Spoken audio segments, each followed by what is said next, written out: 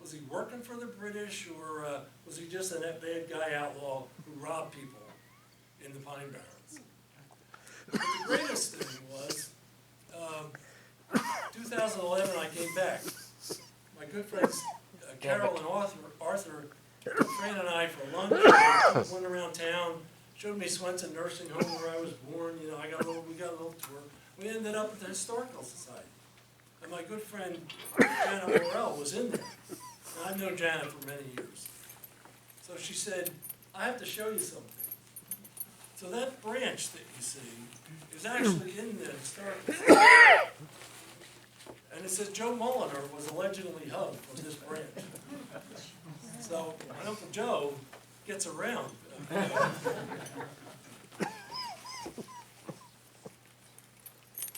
Okay, so here's a little, now we're through my exciting relatives from the area, and we'll just talk about, back to a little history of DNA. That's my DNA results from Ancestry. And you can see that there's some Viking, there's some Norman, Irish, English, not one single drop of Italian. And I thought I was Italian until I was 12 and moved away. So there's some family names. Again, these are the local names. You know, Cain, Kramer, Crowley, Cobb, Ford, Goff, Hyson, Ireland, Mathis, McCormick, Mick, and Mulliner. The Kramer family is actually the one, and I don't know if any of you know Donna Kramer Scardino, but we're probably cousins. But the Kramer family goes back to 1356 in southern England. When the Normans came up, it was a de Kramer. It was more of a French name, and ended up years in England. So that's 16 generations back from me.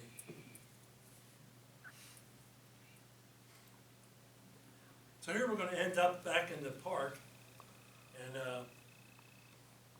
the monuments. Again, I urge you to go take a look at those monuments. I'm proud to be on one, and I like to keep them clean every year, so we just keep it up. You do a great job. They're beautiful. Yeah. Thank you. Thank you. That's the story. If you would like to see, again, this thing really didn't go the way I thought it was. Let me show you a little bit about the family tree. That's the cutest part of your family tree. Yeah, right that there. is so adorable. This is that program I told you about. It's very easy to use. And again, you start out with you. You know, you take a piece of paper, make a box, and put your name in it. Your date of birth, where you were born. Then you draw a line up from the box and put your mom and dad and their information. And then you draw a line from each of them up to their mom and dad.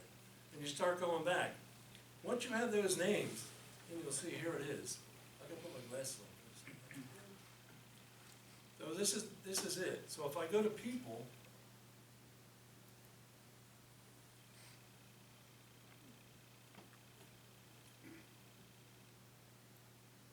we'll go to me.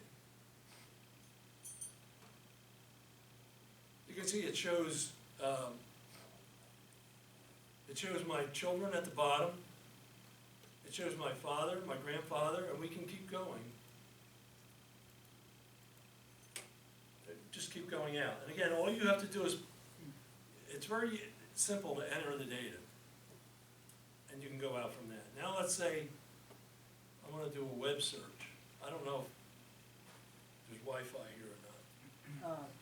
It wasn't working. Okay, I don't know but if in it- any event, you pick a name in your, you put the data in. Birth dates, where they were born. And if you click on a name and say search the web, it'll do that. It'll come back with everything it finds: census records, birth records, church records, business records. Oh, it did. Well, maybe it did. Anyway, I'm not going to keep going on that. But that's That's how easy it is to use. Now let's say, if you look at these books I have here, all the books have a lot of family reports in them. Like, so here's, if you say publish,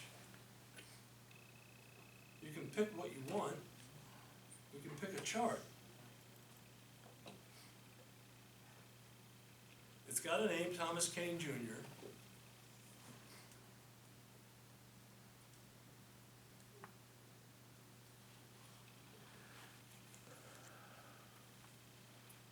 Now there's the, if you can see it. It produced a tree from Thomas up, and it's very, very easy to use. You can make reports like I did in there, family trees. So I hope you'll think about doing a little on your family tree, because as you can, not everybody's going to produce a book like that, but no matter what, in years to come, somebody's going to really appreciate knowing their family history. Question. Yeah. I want to know more about Kathleen Crowley. I mean, from Hollywood, I know she was a big star. Right, she was in a lot of TV shows, she came back with her husband and son. Her son still lives down at the old homestead in Greenbank there. I don't know if anyone's familiar with Greenbank or not. But if you cross the Mullica at Greenbank, on the right-hand side, there's a little store. It used to be Aunt Hattie's Ford's store. Fords are everywhere. But then it became when they came back, Matt had a little pizza place there. But the Crowley family home was a big old home across the street. But she had I guess it was a stroke a while ago. She was very ill for many years. When she was bridge tender, did she live in the family home then? Yeah. And they blew a horn and she came out and Yeah. she actually hand cranked it? Yeah. Yeah, it's really a shame because Robert Ford, who you saw, and Albertus Ford, my grandfather, and Lois and Terry's grandfather, were all born in Greenbank. And the home now is the Greenbank Deli and liquor store. It's on a point there. But that was the Ford home back in the mid-1800s. So when my mom was born in Badstow, and they used to ride their bike to Greenbank to her grandfather's house. And Kathleen was a little kid at the time. And she just my mother loved her. Of course, she called her Betty Jane. She never knew that we were cousins. So that's kind of a sad thing. She never found that out. But So did you know? so Matt's he's there, and I've spoken to him, trying to get maybe some family memorabilia from the Crowleys, because there's a group in Ireland, Crowleys, and they're very serious. They have clan gatherings every couple of years, and they would love to find out some things about American Crowleys. But Matt doesn't seem to have too much information. He referred me to a guy named Bud Wilson, who knows everything about everything. But I don't really know Bud too well, so someday I'm going to. Did you know Kathleen? I really did. I know people in town did know her. She used to come to St. Joe when Father Joe Mungari was here. She'd come up from wherever she was living then. One day she knocked on my door, and I wish I could had that piece of paper because she actually signed her name on it. And I don't know, she told me my house reminded her of something in California. I don't know why. I thought that was kinda neat. I'm not really sure what happened in California. And she never knew, I don't know if Charlie Crowley ever, they didn't think they were related, but I bet they were somewhere along the line. Yeah. You know, from First Federal. Yeah. because she used to come in and talk to him. It's like Fords, you know, there's some people who say, oh yeah, well, they're different Fords. No, Yeah. yeah, they're all the same. Like, Joe and I go back to, I showed Stephen Ford here. Well, he's really Stephen Ford Jr., let's say. His dad was Stephen Ford also, and he fought in the Continental Line, and Joe, we share that grandfather, Joe Another cousin? and I. Another cousin. And actually, Stephen Ford Jr., he married a Cobb, who was, I think, Stephen Ford Sr.'s in-law somehow, because through that, I think it's Stephen Ford Sr. is both my fifth and my sixth times great-grandfather, because Because of apparently, that. yeah, the Fords intermarried quite a bit, Well, as I understand. Stephen Senior had a couple. He's a lot. Stephen Jr. had a number of kids. And I'm related to, they're all my grandparents. All of them. The one that's tough is the daughter, Deborah. Because there's just, in those days, census records, in those days, the old days, late 1700s, census records didn't even, they only showed head of household. And you were just a slash on the line under children, 10 to 20 years old. You were slashed on, no names, no anything. So it's difficult to prove. But there's no question that she was his daughter and my grandmother. Any other questions? Talk about your involvement in the Veterans Museum. Oh, the Veterans Museum is in Estelle Manor, Atlantic County Park. So if you go head over to Mays Landing, Route 50, keep going, Atlantic County Park's on your left, the entrance to the park. And the Veterans Cemetery is back there. If you go another 500 feet, don't turn left into the park, go 500 feet more and you'll see a big old manor home, the Estelle Manor. It was built by Daniel Estelle, 1832. So the county purchased it and refurbished it, and I was on the development team to create a veteran museum. So it's open now, Thursdays to Saturdays, 10 to 4. And if you're in that area, you gotta go see it. I did the Revolutionary War area in it, but it goes from the Revolution to today. And there's a lot, it's all Atlantic County veteran materials in there. Uniforms, medals, bayonets, weapons.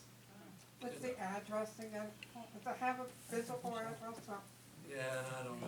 Okay, because I want to send it to my son. Well, if you Google it, Atlantic County Okay. Veterans Museum, Oh, yeah. it'll Okay. give you the address. But there's a connection there too with that old home. Because Daniel Estelle's grandfather, Daniel built the home. His grandfather was Joseph Estelle. And Joseph Estelle was a company commander under Colonel Richard Summers in the 3rd Battalion. And my grandfather, Stephen Ford, served under Captain Estelle as a private in the militia. Just connected everywhere. Anything else? And then, I don't know if you covered the time it took you to. Oh, well, the books are on the tables.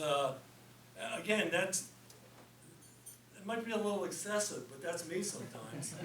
But just to create, Carol's not saying yep. Just to create something with as much family history as you know is worth passing on. What's the significance of the coins that are back here? Just Well, I started collecting coins when I was about 5 years old. My father bought me one of those blue penny books, So I used to, because who could afford anything more than a penny? Right. So I started filling the book up, and I liked it. And I, when I got out of school, one of my first jobs was with RCA, and it was the ballistic missile early warning system project we worked on. And there was a guy in there who was an avid coin collector himself. In fact, he ended up opening a coin store in the Morristown Mall. Well, Fran used to hate me going to see this guy because it meant I had to buy something. So I got a lot of them, but something else that's in there. So anyway, I had this big coin collection. I still have a lot left, but these are my favorites, so to speak, in each book. And I decided that they're in a box at home, so I split them up That's nice. between the kids, for the kids. And some of what's in, like I said, my grandfather used to live with us on Bellevue Avenue. And he had a metal box in his bedroom.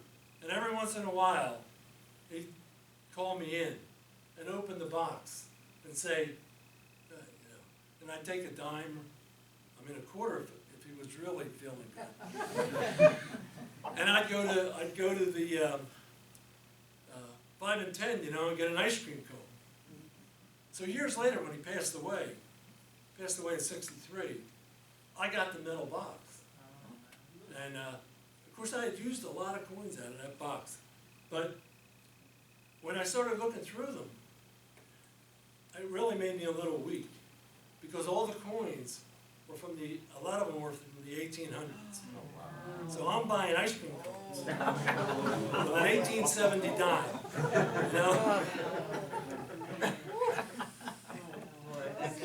So some of those are in there and they're marked, a little asterisk that this was my grandfather's coin.